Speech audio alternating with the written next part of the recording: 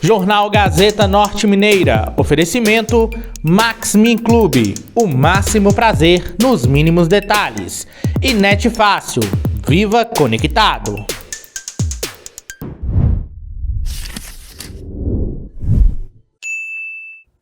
O Jornal Gazeta Norte Mineira está no ar com os seguintes destaques. Farmácia Popular passa a oferecer 95% dos medicamentos e insumos de graça. Colesterol alto. 40% da população brasileira tem o problema. Emitir opiniões na internet pode ser prejudicial. E ainda, caminhão pega fogo e fica destruído no norte de Minas. Essas e outras notícias a partir de agora no Jornal Gazeta Norte Mineira.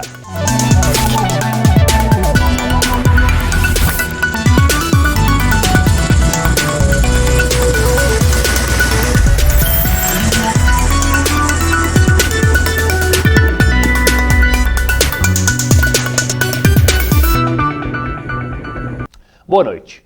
Um caminhão-baú pegou fogo e ficou destruído na BR-135, em Engenheiro Navarro, no norte de Minas. Gabriele Santos tem as informações.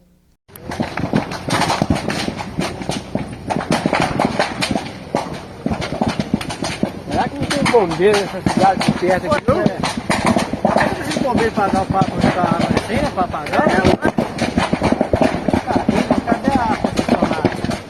Um caminhão-baú que transportava vacinas, repelentes e pesticidas para o uso bovinos pegou fogo e ficou completamente destruído na BR-135 em Engenheiro Navarro. O incidente ocorreu quando o motorista de 48 anos estacionou o veículo após ser alertado por outros condutores sobre fumaça próximo ao tanque de combustível, no quilômetro 440. Os bombeiros, que utilizaram 8.000 litros de água e equipamentos de proteção, o fogo, mesmo assim, se propagou pela vegetação às margens da rodovia. O trabalho de combate às chamas e rescaldo durou aproximadamente 2 horas, exigindo a interdição temporária do trânsito nos 2 sentidos da rodovia.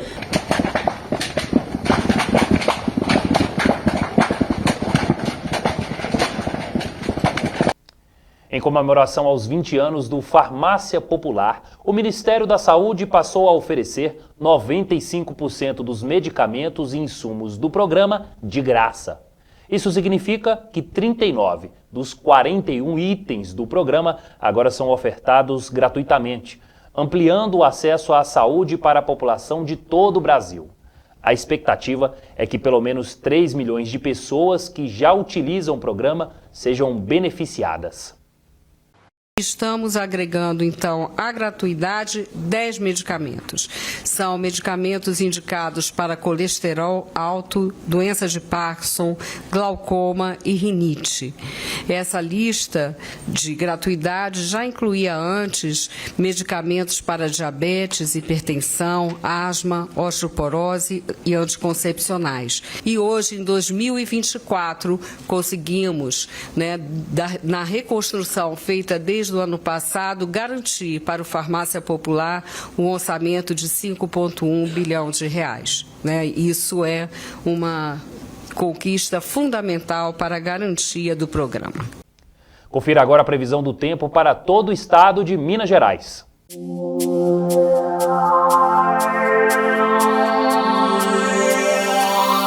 Previsão de céu parcialmente nublado a claro, com possibilidade de chuva isolada no sul-sudoeste. Nas outras regiões de Minas, céu claro a parcialmente nublado. Em Belo Horizonte, a temperatura máxima permanece em 29 graus e a umidade relativa mínima do ar sobe para 35%. Máxima de 29 graus em Passa 20, na Zona da Mata, 30 graus em Cana Verde, no oeste, e máxima de 31 graus em Boa Esperança, no sul de Minas. No próximo bloco, Sociedade Brasileira de Cardiologia alerta: 40% da população tem colesterol alto.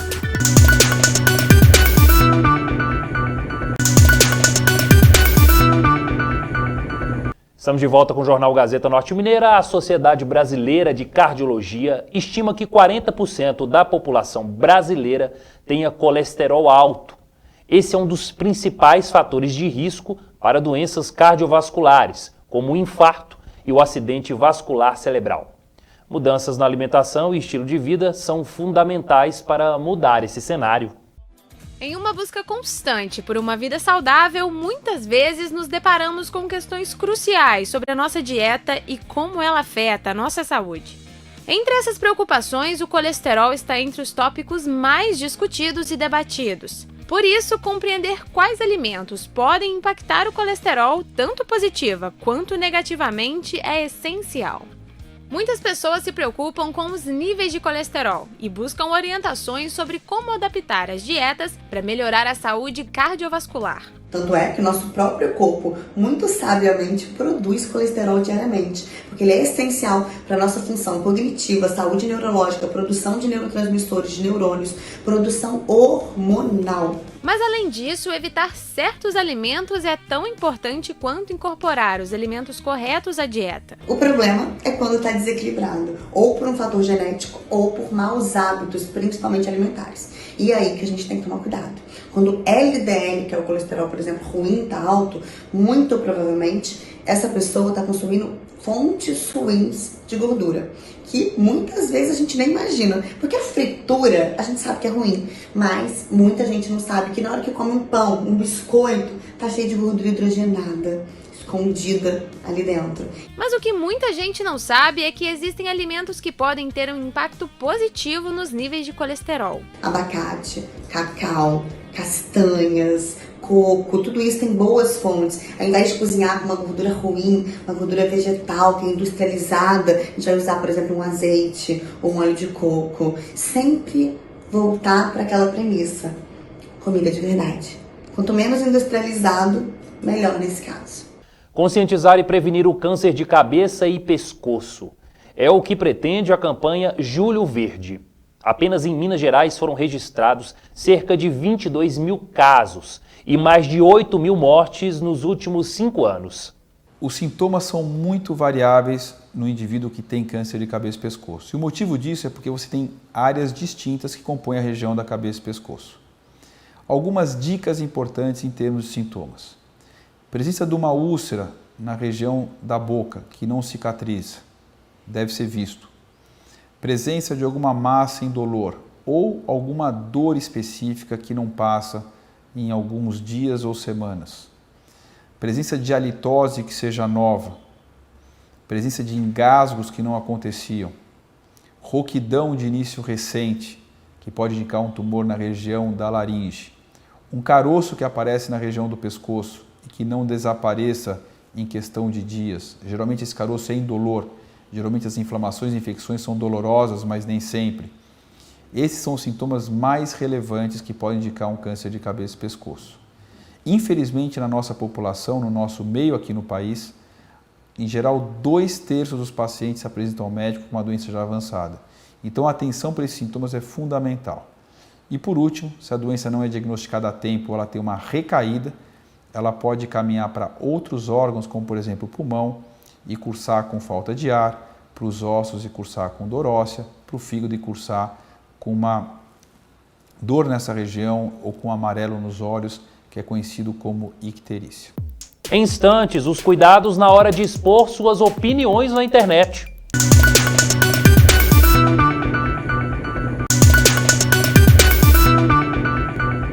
Bom, estamos de volta e agora nós vamos falar sobre as redes sociais. Constantemente, pessoas apoiam ou não algo na internet e emitem suas opiniões. Veja agora os cuidados a serem tomados na hora de expor o seu comentário. Com o advento da internet, é comum pessoas opinarem sobre assuntos diversos, como, por exemplo, o conflito entre Palestina e Israel. Mas até que ponto é saudável para uma pessoa deixar sua opinião nas redes sociais? Não é possível dizer que a pessoa, o usuário que emite essa opinião, ele age de forma ponderada ou não, ou de boa ou má fé. O que existe é a repercussão, é a análise objetiva dessa fala, como ela vai ser apreendida pelas outras pessoas e se essa fala ela aponta responsabilidade a terceiros. Né? Então, a princípio, eu emiti uma opinião em relação a um evento representativo, Vamos pegar o exemplo mais recente, que é a questão da guerra entre Israel e Palestina, né? Na verdade, entre o Hamas. A princípio não gera nenhum tipo de repercussão jurídica, né? O que vai existir sim é uma comoção entre pessoas com diferentes opiniões que podem gerar um debate. Esses debates na internet podem ser prejudiciais para quem participa dele. A alta exposição amplia ainda mais danos para as partes. A opinião de um não se comunica à opinião do outro. E com isso não há propriamente falando, uma discordância ou uma concordância. Há uma filiação partidária a um dos lados do dissenso.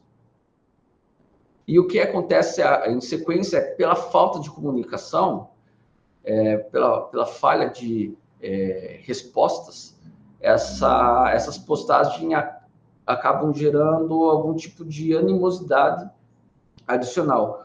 Afinal de contas, toda vez que o discurso, toda vez que a conversa, o diálogo, ele falha, as alternativas são ou o silêncio ou alguma forma de expressão de força.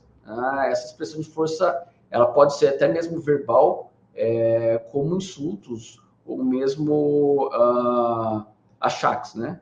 Então, o cancelamento, por exemplo, acaba vindo aí como uma resposta de violência.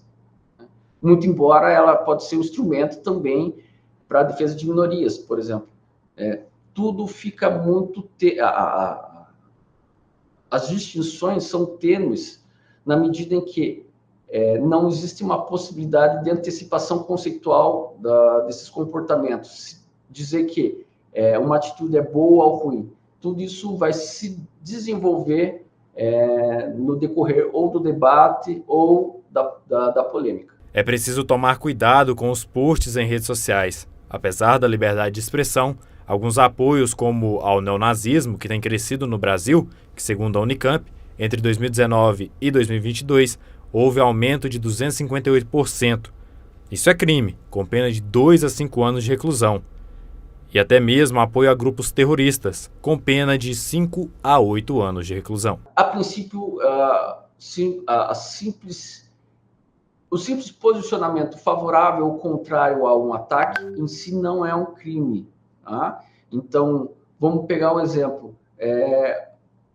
Uma parcela da população entende que o ataque pelo Hamas sobre áreas de Israel sejam positivas.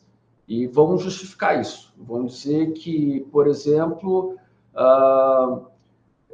a faixa de Gaza está numa situação extremamente precária e desumana e que isso serve como uma forma de resistência. Isso é uma fala que não pode ser caracterizada como nenhum tipo de ilícito. Tá? E da mesma forma, uma resposta que diga não, a reação de Israel com bombardeio sobre a área de civis também não pode ser caracterizada por si só como um tipo de incitação. Né? Agora, se eu me valer de falas, por exemplo, incentivando o ataque a civis, o que é crime de guerra, incentivando o uso de violência, o uso de violência física, um armamento no sentido de não só proteção, mas também ataque, e isso é incitação à violência, incitação a crime. Então, isso sim gera responsabilidade. Jornal Gazeta Norte Mineira volta em instantes.